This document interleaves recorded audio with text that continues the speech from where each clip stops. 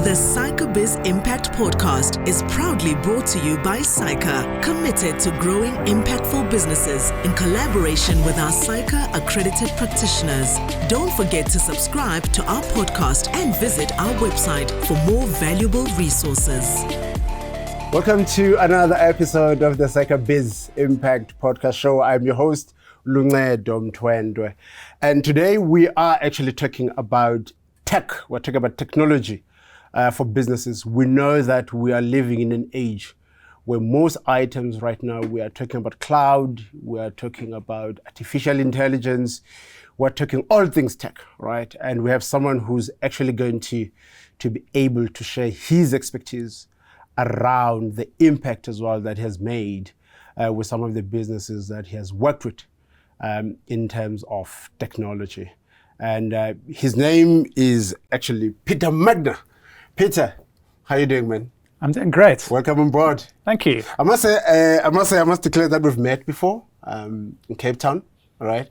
So that's where our relationship started from. Right?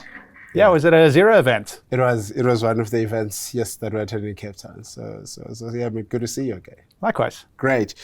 Ladies and gentlemen, in terms of understanding who is Peter Magner, some of the people that are on LinkedIn will know him, that he's quite a force to be reckoned with. I know he shares his views quite a lot on LinkedIn in terms of business, the tips and life in general and tech in general. So he is actually the sales and marketing director of a company called Iridium Accounting and advisory and automation firm. Peter is a proud Cape Townian, by the way, so who's passionate about making meaningful difference to small businesses in South Africa through use of cloud technology. As a director of Iridium Business Solutions, he helps to solve business problems, streamline processes through technology. That's what they specialize on. They work with more than 30 different cloud applications on a regular basis. And he is continuously testing and researching new apps in the market. And I must say he is also, a Psycha top 35, under 35. And I know that Iridium as well has won some very good awards from Zero. Can you tell us more about that? Yeah, sure. Last year, actually, we were the Zero Partner of the Year. Yeah. And 2 years before that, we consecutively won or was part of the top 3 partners in the country. Yeah. And also last year, and that's where we actually met. Sure. We won, or 2 of our clients actually won the Beautiful Business Fund, which is one of the zero projects that they're running. And our firm was the firm that got the most number of clients to enter and nominate themselves. So we actually got to go to the Zero conference in London as a result of that. Okay, that's great. How was that? That was awesome. Yeah. It was summer there, but Sure. it was kind of like Cape Town winter there. Sure. It was a little crazy, but it was really insightful. We got to meet over 40 different international companies that have tech companies, and there were about 2,500 accountants that attended. Yeah. So it was a really good event. Yeah. Let's talk about, I'm very fascinated, I think, about the business that you have managed to build with your business partners as well. And you have capitalized very much into cloud technology, and that's why we're here. But what has been very instrumental in terms of building Iridium to be this cloud technology leader? I think how I always look at it is, for me, a blend of kind of creating or finding good technology, Okay. And partnering with great tech providers out there, Yes. And finding incredible humans to work with. Yeah. So I think if you've got a good combination of that, you're able to create a great culture, be innovative, and have a thriving business. Nice. So that's our kind of secret sauce is good people and great technology. Great. No, that's perfect. Now, let's talk about technology in a nutshell, right? The number of interpretations, in terms of what we're talking about. Of course, it can be general, right? Yeah. But from an SME point of view, when we are talking about tech, Can you give us sort of like an overview in terms of what are we talking about? What are we capacitating them about? Yeah, sure. So how I look at tech is it's an enabler for us to do things better, faster, smarter, with a better experience. So anything that helps you do that, for me is tech. Yeah. A cell phone is tech, and you don't need to have anything else but a cell phone, and you can run a quite an innovative firm. Sure. And for us, we look at breaking down a business's various departments, being finance or marketing or sales or operations, inventory management, and go where are opportunities to improve or improve and streamline the operations, and then how do you delight your customers? Wow your customers through a better experience. Sure. And if you can do that through technology, great. Yeah. So it's not just about streamlining a process. It's actually also about going, well, if you are able to have a proposal that really just looks amazing, that embeds videos and has a nice digital signature, that's going to enhance your customer's experience. And there's technology out there that can do that. So what has been, from your view, right?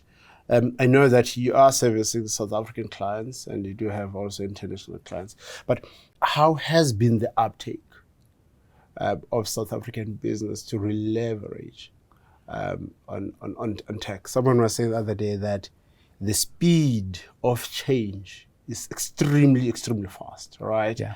And some of the third world countries are falling behind. So from your view, with all the business that you have worked with, internationally and locally, how has been the uptake here in South Africa? So I think South Africa is actually kind of a catalyst for change. We've got incredible number of entrepreneurs in South Africa. Yes. And we're a resilient people. We're adaptable to change. We constantly are hit by change all the time. And so when I look at kind of how we're adopting technology, we're actually adopting it really fast. I think we're much faster than countries like America. That's good. And we're on par with Europe in terms of adopting technology. That's good. I think we started off in the accounting space with a lot of desktop-based solutions, but we've rapidly adapted and adopted cloud-based solutions over the last kind of 10, 15 years. So I think we're actually we're a great country that want to adopt technology. Yeah. So let's become more practical and let's use, for instance, your business. How have you used your business to really, how have you used tech to streamline your business? Yeah, sure. So, I look at it from a client perspective and from an internal company perspective. Yeah. From a client perspective, we use tools like Xero, Dext, and SimplePay and that's kind of our core suite of solutions to bring our clients' accounting, payroll, and data capturing to the cloud and to streamline it. And we've rolled that out across every single client we take on. Yeah. So we're 100% in the cloud. We don't touch any desktop solutions, and that really makes our clients have kind of data faster. Yeah. Internally, we've streamlined everything from kind of our onboarding of new clients through a kind of a tool called Ignition that allows us to have digital proposals and e-signatures. To using things like Zapier, which connects tools that don't currently connect. So a great example would be when we sign up a new client, our entire team get a Slack message to say, yay, ring the bell, we've got a new client. Yes. And that happens automatically.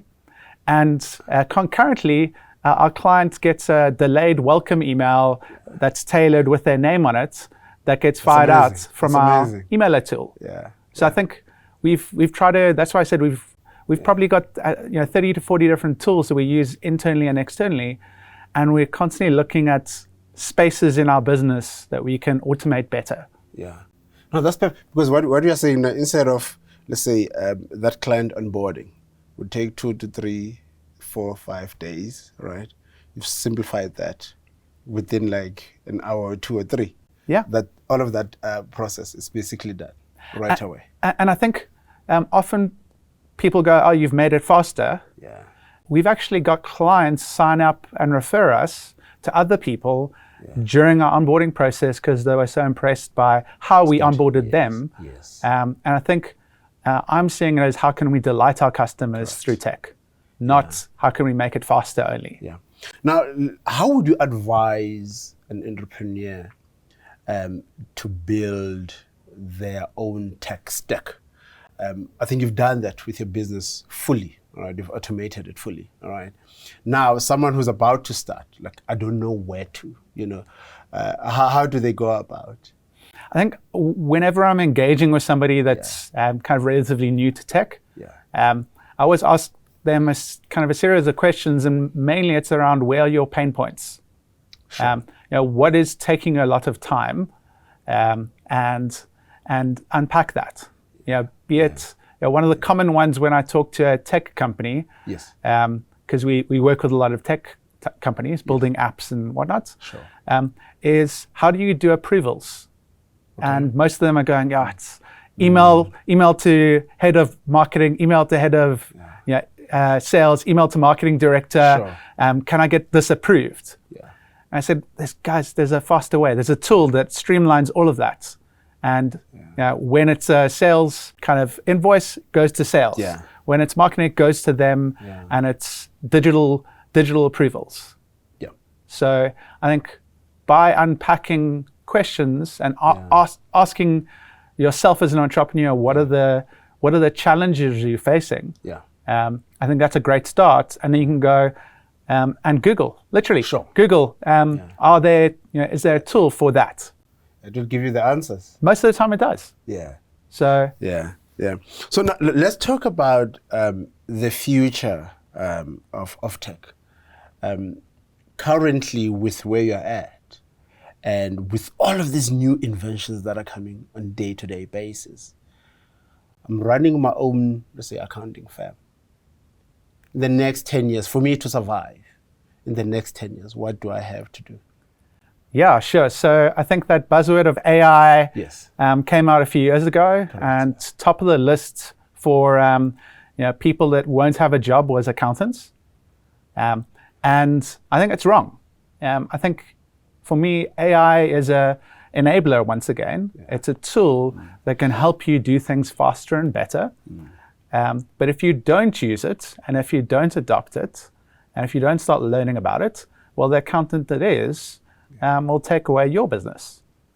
So it's less about that tech is going to take your job away. It's more about people that utilize tech are going to take your job away. So it's similarly with people that are still sitting on desktop technology for accounting systems. They felt a massive burden during COVID when actually they couldn't go to the office and all the stuff was sitting at the office.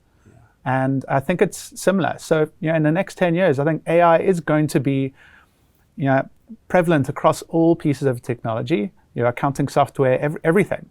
And it's about making sure that you're adapting to that change and understanding how to benefit your business as best as possible and how you can benefit your clients.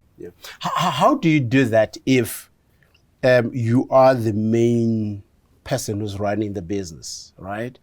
And you're leading a team and the team is not that experienced, right?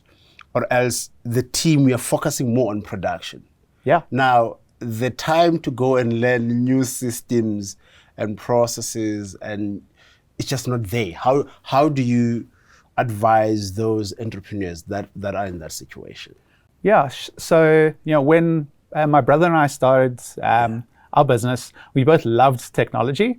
And so we would check out new things on the weekend and the evenings, and that was just part of our DNA.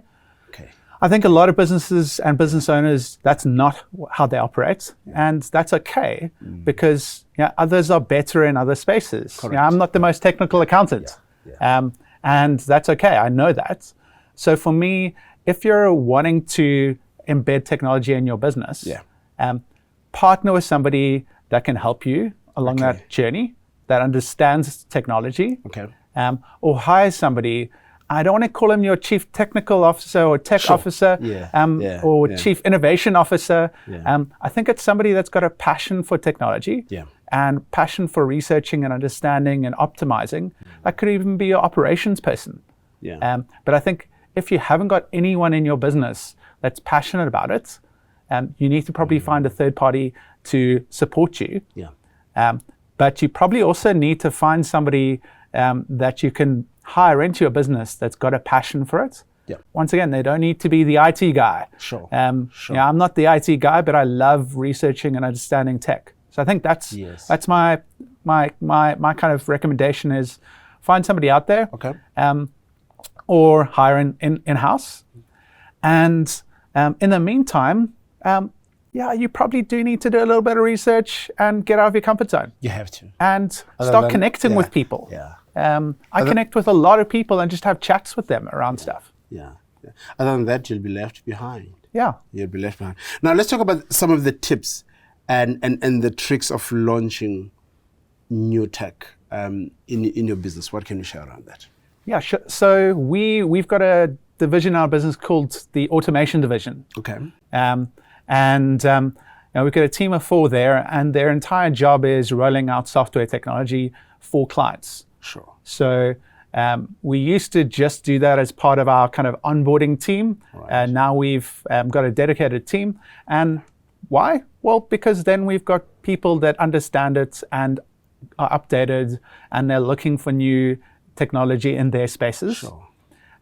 And so for me, what I've realized when implementing with a client, if you think it's going to take a month, give yourself 2 months or 3 months. Yep. It typically always takes longer. Yeah. So we normally suggest to clients to not rush it. Yeah. I think it's really important not to do that. I think it's also important to have a champion. So if you're rolling out Xero, the accounting software, Yeah. somebody in your business needs to be the champion. Probably a bad call for you as the owner to be the champion. You need to appoint somebody, because then they're the one that learns, gets trained on the more technical stuff. Yeah. They're the one that's doing the updates regularly. Sure. And when somebody new joins, they're probably going to be training that person. Yeah. So you need that champion. Because they understand as well the product entirely, what you are actually selling. Yeah. Correct, yeah. And then realize that people hate change. We say... How to go about that, Peter? Because, we've had and have observed this number of times where, yes, we're in 2024, tech is the way to go. But you still have people or clients that have experiences that would have led them to say, I don't want anything that has to touch my bank accounts. I don't want anything that will expose my personal information to you. So how do you go around to really advise people like that to say, no, you have to adapt at the end of the day. Yeah. We can't still be doing things the old way. Yeah, so I think you get those kind of leaders and laggers in anything, early adopters and the laggers. Yes. When we started our business, most people were fearful of connecting their bank account to Xero because they thought Xero is going to take their money or something like that. It's going to happen. Yes. These days, I don't have those conversations anymore. People are okay with it. Okay. So I think where you're finding heavy resistance for people adopting, they're probably sitting in that lagger space still, and it's going to be hard to shift their mindset. And I think part of the reason why they might be looking at a solution for their business challenge is because their current solution's not working. Sure. So often I go, hey, I've got a solution for you. What are your challenges? Okay, cool. Your current system doesn't solve those. Well, I've got one that solves those problems. What are your questions? What are your concerns? And when they bring up concerns about private information or stealing my money, and go, look, this is set up with well over 1 million customers around the world. You reassure them with kind of facts. We've done this over 1,000 times. We've been in operations for 11 years. And kind of reassure them. People are nervous and anxious often They need somebody to come in and reassure them with confidence. And sometimes people don't do that. People are human. They need for their fears to be reassured. Correct. Yeah. Let's talk about you mentioned a point about enrolling or bringing new tech into your business. And again, I'm going to that point in terms of how do you evaluate which tech to use in your business. I've had instances where some of the clients, you visit them, they started to use a certain platform or a certain system. They thought it's okay. After 3, 4, 5 months, they're having more challenges than they had before, all right?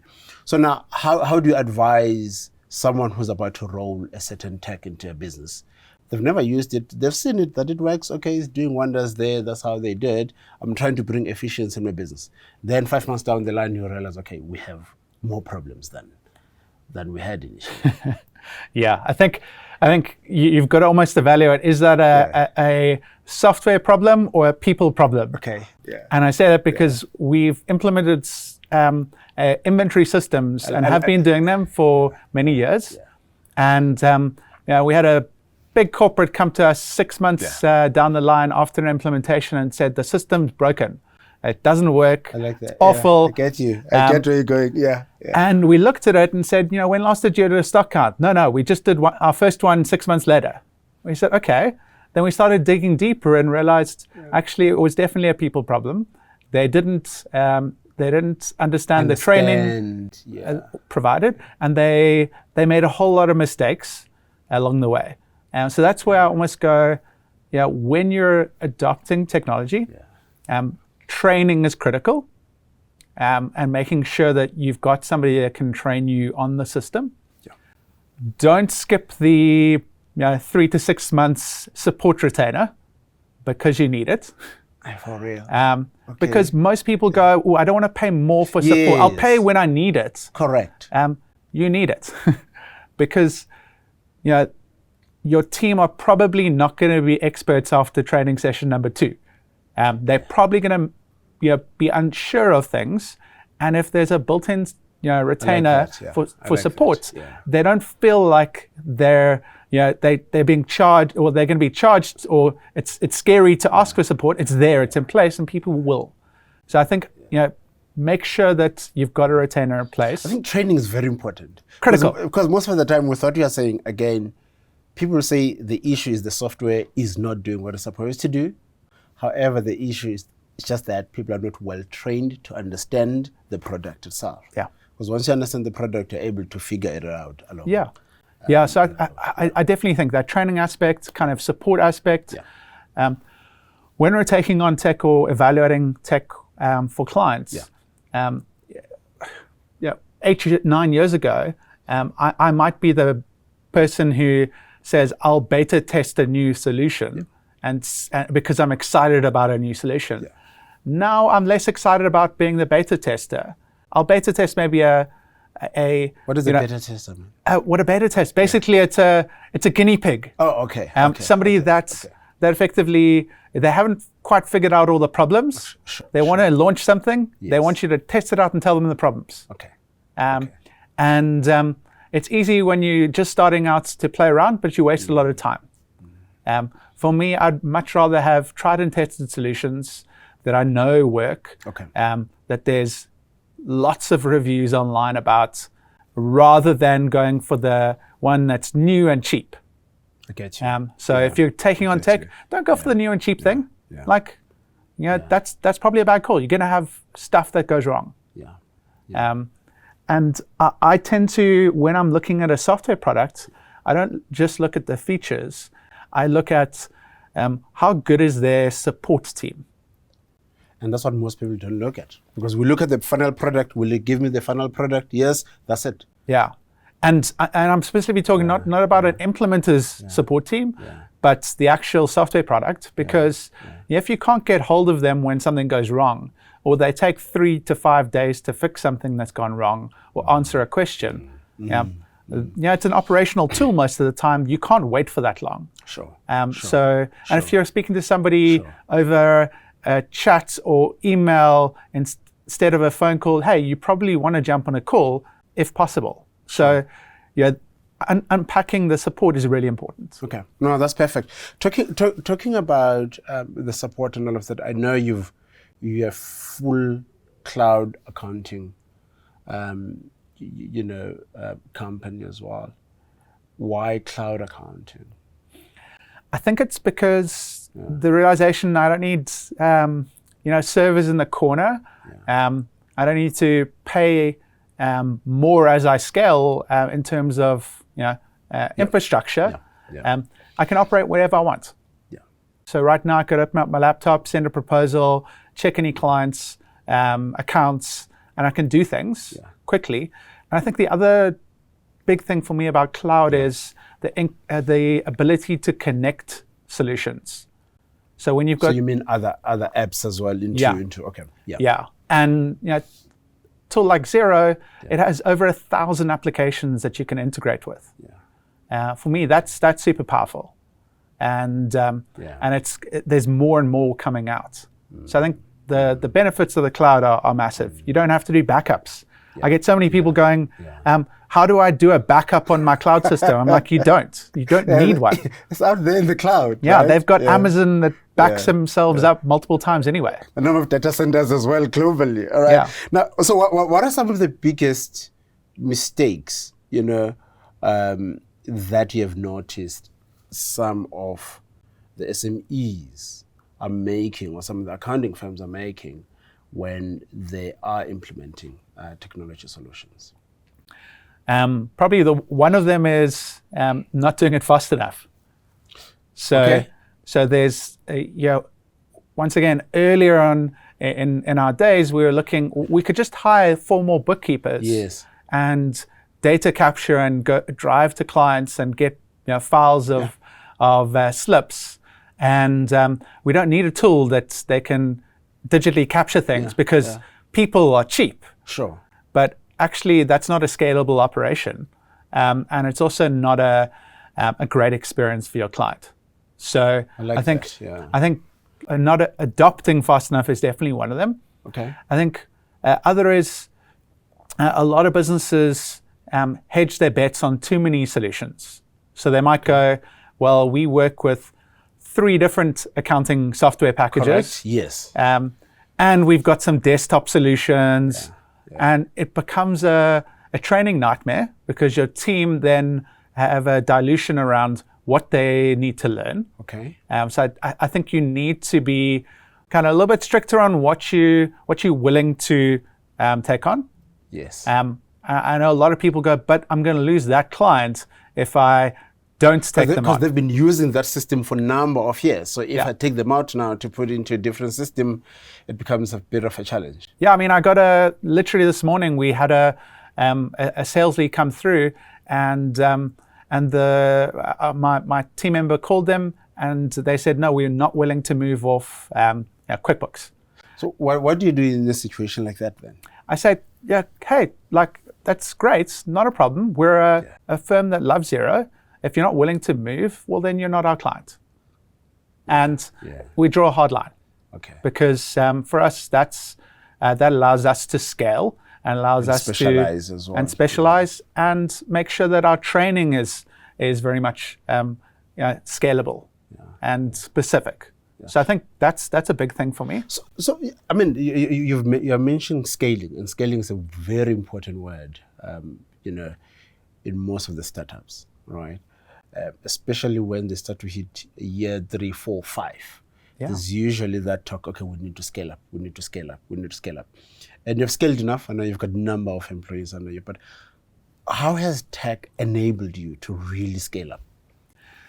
Yeah, I think for me, as you scale your business, you need more of a bird's eye view on things. So for myself and my brother as our business owners, when we started and there were 2 people in front of us, it was very easy for me to just jump in and quickly check where they're at and what's happening in their client base, and have a quick assessment. As we scale, we've got over 200 clients. I can't know where every single client at by diving into the client. Correct. I need some solutions that allow them to surface data for me. So we use a tool called Dex Precision that can give me a health score of every single client. It can tell me how many bank lines are unreconciled this morning across our entire client base, and any problem issues that I can I can search through, and then I can kind of group those by my account managers, group them by my teams, and get a view of where things are at. Similarly, we've got a tool that manages our entire workflow in terms of VAT and payroll and all the compliance and work tasks. I can quickly jump in and create a view that tells me where everything's at once again. So for me, technology's enabled me to get a bird's eye view, and if I want to dig further, then I can dig further on specific issues. With our kind of a workflow tool, I can dig further, and now it's built AI in, and I can click summarize the conversation with the client, and it'll summarize all the key points out of a conversation from a client, and it'll tell me that the client's happy or not happy, and and for me that's quick. So I think technology has allowed us to get that bigger view, and also provide solutions that we can stack on 200, 300, 400 clients onto, and they don't break. How long does it take to build a fully automated business, Peter? Because with what you're saying, I can imagine the amount of time, the investment time that you had to make, all right, just to push the efficiency while you still have to attend to the clients, all right? But on average, from your experience, how long does it take to say, look, we've built a fully automated business on average? Yeah, I think, wow, it's hard, hey? I don't think we've got a fully automated business. I think every year I'm wanting to improve. So for me, it's less about going, it's going to take me 5 years, and more about, what are the key priorities to automate now, to scale now. So if I'm going to hire 4 more people, how am I going to be able to manage those 4 people, or 8 people, or 10 people in the next year? What tools and tech do I need to put in place in order to get to that level? So I think, from a business that's starting, they can scale quickly. They can scale within a year if they identify what the right things that they need. For some, that's having a route to market, like a Shopify or a WooCommerce store that allows them to scale their sales. Then there becomes an inventory problem. They need a tool for that. Then it becomes maybe in between there, they actually have no idea how their cash flow is looking, and they need really good understanding of that. Analytics and all of that, So I see it as like almost scaling on the fly. You need to make sure you're constantly understanding where you need to be in 1 year, 3 year, 5 year. And maybe that's a better question, is like, in 5 years' time, what do you want your business to look like? Based on that, what do you need to put in place then to get to that level, and what technology, what people? Peter, let's talk about, I'm trying to bring a practical example here. And I know, fashion, image, beauty industry is currently booming now, globally. Now, let's make a practical example with an entrepreneur that is in fashion, however, wants to go to retail, wants to go to e-commerce, right? What would be your recommendations in terms of them having that key tech stack that they need to have to go through that path? Perfect. So how I normally look at it, I'm an accountant. I normally start with the accounting side of things. So I normally say, Xero covers the accounting really well. If you're going to be hiring people to manage the store and the online store, you need a good system to manage payroll. And I look at a tool called Simple Pay. It connects into Xero, and it does things like pay slips and leave management, and everything's online. I think that works really well. And then for all those pesky slips, your rental invoice, your Vita slip, all those things that accumulates that normally go in a file, we use a tool called Dext. Okay. There are other tools in the market, HubDoc that also links with Xero, but for us, we use Dext, Xero, and SimplePay. Okay. And then we spoke about, I'm going to open up a store, a retail store. Yes. I need a point of sale system to manage that store. Correct. So there's a great tool that, once again, integrates into Xero. This is me building our tech stack, called Lightspeed Retail POS X. Awful name, but basically it's a tablet-based or laptop-based, cloud-based point of sale system with a loyalty, inventory management, and it's got a lot of functionality. You can go and take a Yoko device and connect that and have payments passing through. And now you realize you want to go online. You start choosing between things like Shopify and WooCommerce. For me, I'd steer you towards Shopify. It's kind of like the Apple space versus the Android space, which is WooCommerce. Shopify is really easy to set up, maintain, and manage yourself rather than getting somebody in to do it. It connects into Lightspeed once again and sends its sales down. And Lightspeed connects down into Xero, so all your sales are flowing through into Xero automatically. All your expenses are flowing through that Dext tool, and your payroll data is flowing through, and you've created a nice ecosystem. Okay. You might want to top off your Shopify with a logistics tool that automatically creates your waybills rather than writing them on a page. Okay. They're guys like Scrabble, which a lot of people have never heard of, that integrates into Shopify and connects with 16 to 20 different courier companies. Okay. And you can pick your own courier company. All right, So for me, that's a starting point of a tech stack. There are a few other little nuances you can pick. What's my payment gateway that I'm going to plug into Shopify? How many gateways do I want? And there are a lot of good ones out there. So that's my thoughts. And cybersecurity controls in place as well. For security. Right. 100%. I was listening to someone talking about that, and they were talking about one of the richest men on earth. And they said what he does when he gets the results for this quarter, right? He's not excited about these numbers because in his mind, he knows these numbers were actually planted 3-4 years ago, all right? Now, when he gets these numbers, he's looking at the next 3 to 5 years ahead. All right, to say, okay, how are our numbers going to look in the next 5 years? We see these ones that are coming in this quarter.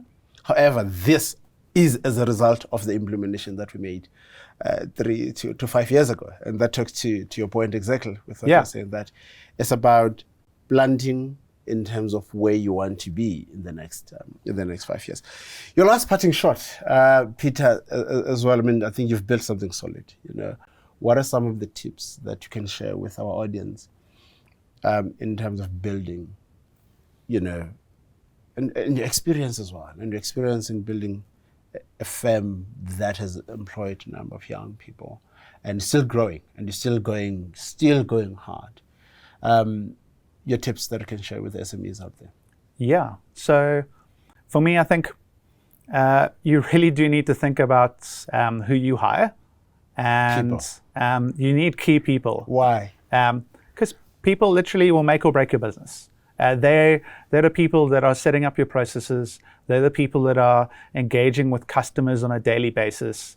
And they're the people that are kind of building your culture and your business. So you can have great ideas, but you can't implement without people. I like that. And if you're the one that's implementing everything, well, you can't scale.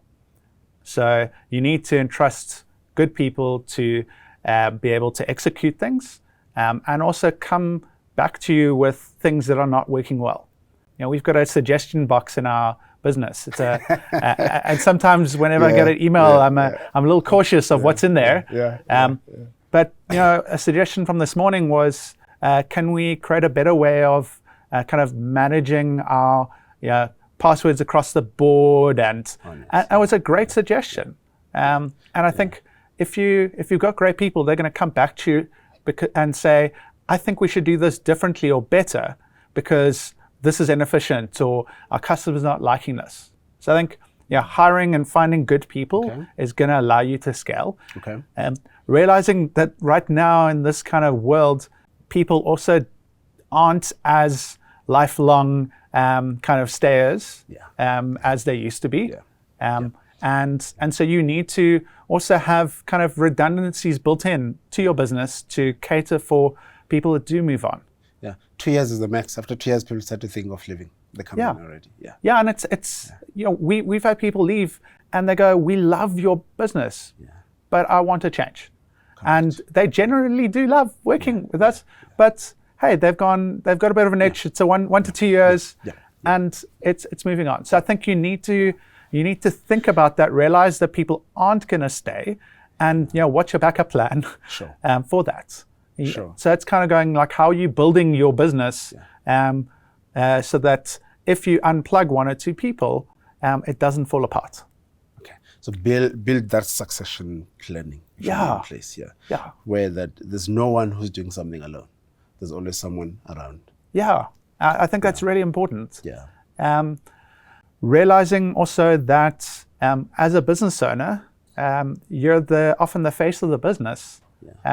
If you don't have a profile on LinkedIn, or you have a profile that's super outdated, and you've connected to 3 people and that's your family, people Google, business owners Google, employees or prospective employees Google, and they check out things. So what I often tell people, if you're looking for a job or you're an entrepreneur, pop onto your LinkedIn, make it look professional, unpack it, start connecting with people in your spaces, start engaging with people, start creating your own content. Don't be afraid of it. Like if you're afraid of creating content, well, you probably shouldn't then create your own business and think that you're going to run the business, because you need to be putting yourself out there. And so for me, marketing is really important. Marketing yourself is really important. Yes. Helping your team market themselves, weirdly, is quite important. So tell your team how to improve their LinkedIn.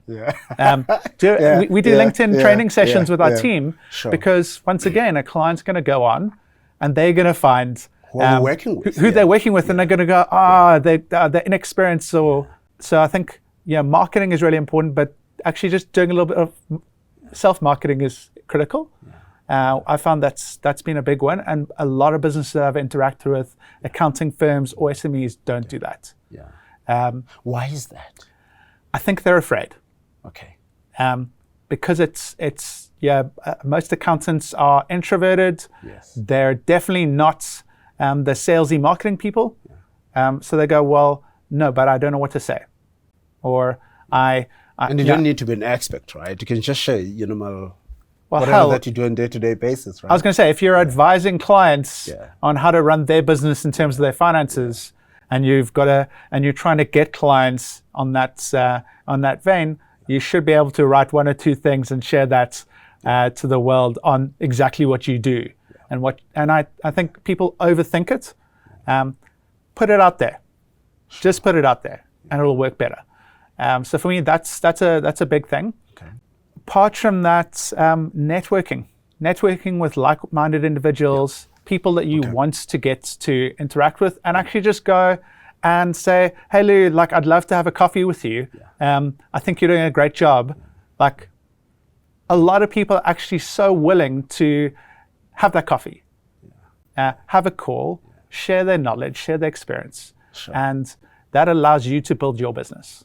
So for me, you don't need to do it alone, because there's a kind of community around, and you can start building your own community through tools like LinkedIn. Okay. So I think that's for me, creating a great community, making sure that you're hiring great people. Culture is very important. Culture is very important. All right. Peter, I see why you're top 35 under 35, I must say. All right. You've shared very good nuggets. Very, very good nuggets. And I hope our SMEs, the accounting firms, all the people that are running their businesses have learned a lot from this man. And he has built a very good, solid business. And I'm sure in the next 5-10 years, he's still going to be around. Hopefully no one is going to buy you out, all right? You're still going to be running Iridium. And we wish you all the best, And again, my takeaway, ladies and gentlemen, is that if you're about to build a business, it's very important as well that you look at the people that you're bringing on board. Most of these opportunities, they come very fast, and you run out of time to do a detailed recruitment because you just want people to come in and execute. But I think if you look at the cost of that in the long run, and versus, taking 2 to 3, 4 days, just studying the CVs, meeting with these people, talking to these people, it will help you a great deal. Because as you've said, Peter, culture can make or break a business, right? And in terms of tech, don't be scared about it. Take it at one day at a time. And ladies and gentlemen, from our side, it's been great. It's been good, Peter. Please ensure that you share this episode with a number of people that might learn 1 or 2 things from Peter. I do believe that there are lots of SMEs in South Africa, even in Africa for that matter, that have to scale up. So the very good tips that have come through in relation how to scale up your business. We are on Spotify, we are on YouTube, we are on the SAICA website as well, the SAICA Business Impact Podcast Show. We'll see you in the next one. The SAICA Biz Impact Podcast is proudly brought to you by SAICA, committed to growing impactful businesses in collaboration with our SAICA accredited practitioners. Don't forget to subscribe to our podcast and visit our website for more valuable resources.